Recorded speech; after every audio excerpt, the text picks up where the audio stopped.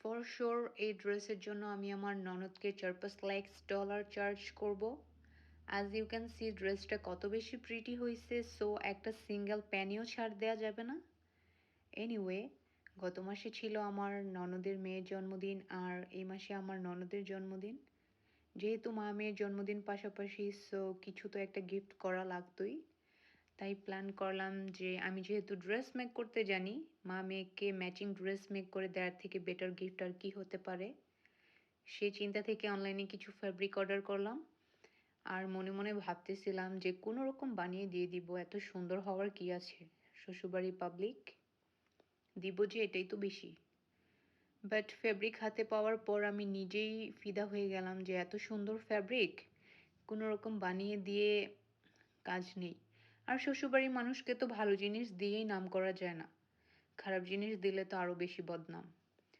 সেই চিন্তা থেকে নিজের ব্রেনটাকে একটু প্রেশার দিলাম অ্যান্ড নিজের ক্রিয়েটিভিটিগুলো একটু একটু করে অ্যাপ্লাই করতে থাকলাম।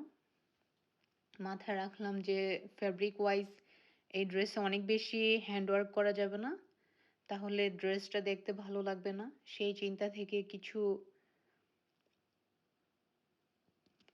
কিছু কি ভুলে গেছি।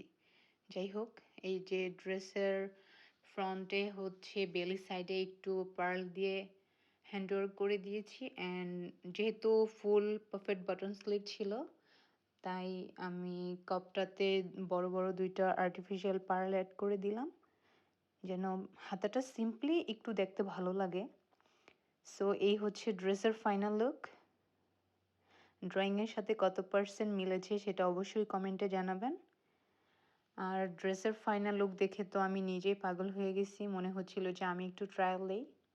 বাট কারোর জন্য কিছু মেক করলে সেটা তো আর নিজের জন্য অ্যাপ্লাই করা যায় না, তাই অনেক ইচ্ছে হওয়ার পরেও একটু ট্রায়াল দিলাম না। ও, আমি যখনই ড্রেসের ফটোশ্যুট করতে বাইরে যাই, এত বেশি বাতাস থাকে যে একটা সুন্দর করে পিকচারও নিতে পারি না, এরকম তিরিং বিরিং করতেই থাকি।